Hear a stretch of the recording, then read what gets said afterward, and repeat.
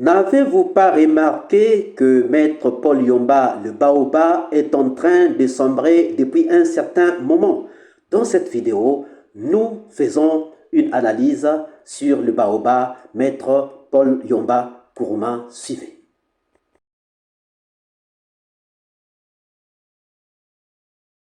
Dans le procès des massacres du 28 septembre 2009, beaucoup d'avocats se sont fait distinguer de façon positive ou négative selon les conceptions des uns et des autres.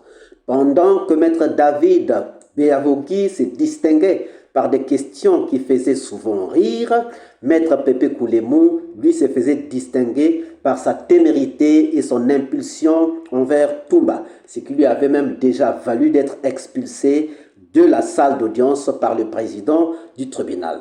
Pendant que Maître Jokami se faisait distinguer par sa douceur dans les questions, Maître Desba se faisait distinguer par des pièges tendus aux accusés. De son côté, Maître Yomba, quant à lui, se faisait distinguer par sa manie de la langue française et ses révélations, ces choses inattendues comme l'affaire Marokana et son combat pour la division de la défense. J'ai dit la vérité, maître. D'accord.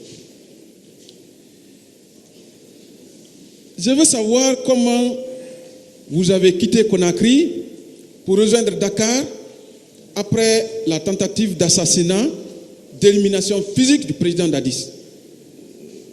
Non, je n'explique pas ça. Ah bon?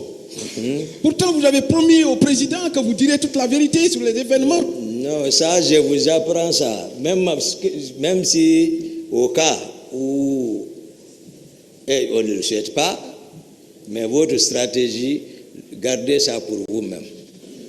Donc, ça veut dire que vous ne dites pas tout à ce tribunal, M. Toumba. C'est ça? Parce que ce n'est pas l'objet de ma présence ici. Non, vous avez parlé du camp Koundara.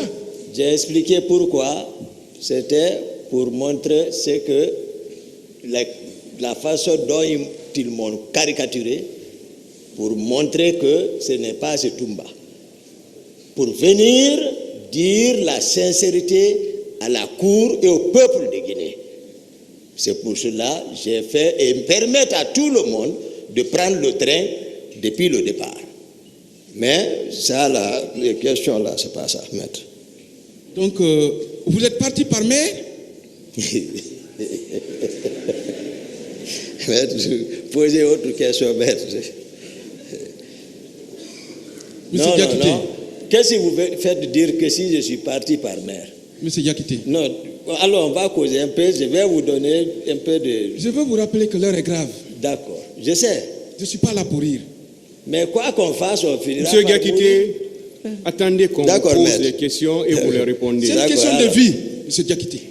Ok. Je vous rappelle qu'il y a des condamnations à perpétuité. Oui. Donc, je suis au sérieux. Oui, c'est qui ont des réprobations à se faire. Vous êtes parti par air? Où est mon problème dans ça, maître? Vous êtes parti par terre? Vous ne posez pas de questions, répondez. Ou bien par fer, chemin de fer?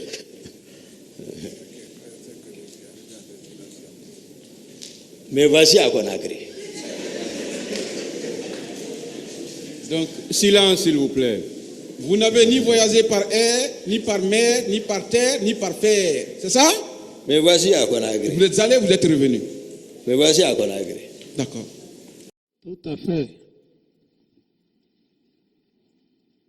Vous savez que vous avez tellement été injurié par nos confrères qui assurent la défense Personne de ne M. l'a Toumba injurié. Diakité. Personne n'a pas été injurié, s'il vous plaît. M. Camara n'a jamais été injurié devant ce tribunal. Monsieur, Qu'on soit d'accord, hein, s'il vous plaît, évitez certains termes. Il n'a jamais été injurié ici. Monsieur le Président, je le dis et je persiste. S'il vous plaît, il n'a jamais été injurié Je le dis et je ici. persiste. Moi, Maître Pépé Koulemou, je le dis et je persiste. Peut-être vous avez une autre définition. On l'a de souvent l'injure. insulté. S'il vous plaît, peut-être que vous avez une autre définition de l'injure. Posez des questions, s'il vous Merci, plaît. Monsieur le Président. Je maintiens mes propos selon lesquels vous avez été injurié. S'il vous Monsieur plaît, Camara. maître. Vous avez été injurié Dans le cadre de ce procès, vous avez été injurié par mon confrère, Maître Paul Yomba Kourouma. S'il vous plaît, maître. Une fois de plus, s'il vous plaît. Quand vous aimez insister sur les trucs, surtout vous, pourquoi vous le faites? Monsieur le Président. On estime que vous êtes professionnel. Parfaitement, je le suis. Pourquoi vous insistez sur des termes, surtout quand le tribunal vous dit d'arrêter? Pourquoi vous aimez aller au-delà? Pourquoi vous le faites? Monsieur le Président. Ce n'est pas une discussion entre vous et le tribunal. Vous le faites maintenant. Le tribunal sera obligé de vous arrêter et de vous demander de libérer la salle. C'est de votre droit. Vous pouvez le faire, Monsieur le Président. Allez-y, monsieur. Je soutiens la thèse selon laquelle M. Toumba Diakité vous a insulté. S'il vous plaît, à ma s'il présence. vous plaît, maître, Je passe aux questions, quittez cette salle, s'il vous plaît. Je passe aux questions. Quittez cette salle. Je passe aux questions. Le tribunal vous demande de quitter cette salle. Merci, Monsieur le Président.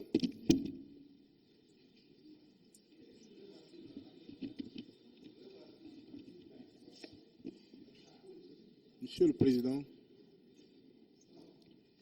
Maître Péka, non, je vous en prie, non, Maître Péka. Le tribunal vous demande de quitter cette salle. Si vous ne le faites pas, je demande à la force publique de vous expulser. Tout de suite.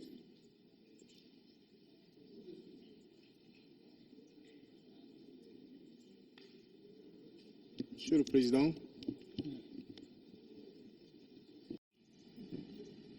28 septembre, où étiez-vous, Monsieur Davis? J'étais au camp Alpha Yaya, à mon bureau. Dites au peuple de Guinée et à ce tribunal où étiez-vous réellement? Mais j'ai dit que j'étais à Conakry, 6 camp Alpha Yaya, dans mon bureau, maître. Très bien.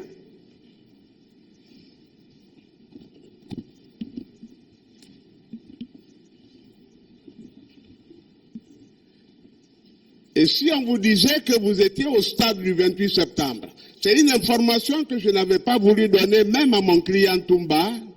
Je lui ai donné ça que 72 heures avant aujourd'hui. Ou est-ce que vous n'étiez pas basé à Marokana, à côté de la piscine? D'abord, j'ai dit que c'est un rêve. C'est un rêve.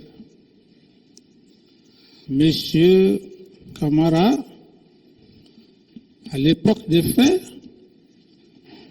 était au camp Alpha Yaya. Au camp Alpha Yaya. Est-ce que vous n'avez pas aménagé à votre bureau là-bas une issue de secours? D'abord une cour intérieure, c'est-à-dire que ce n'était pas le plan de construction, et une sortie de l'autre côté. Est-ce que ce n'est pas cette sortie que vous avez exploitée pour être à Marokana? Je ne connais pas Marokana, maître. Mais est-ce que l'aménagement que je décris est une réalité? Parce qu'on peut demander qu'on aille visiter. Mais vous ne vous basez pas sur des faits pénaux. L'aménagement d'un bâtiment n'a rien à voir avec les événements du 28 septembre. Vous habitez un local, vous avez toute la latitude de modifier ce que vous pouvez faire. Ça n'a rien à voir avec les événements du 28 septembre, des faits réels. Maître.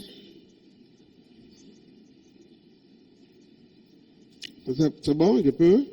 Allez-y. Oui.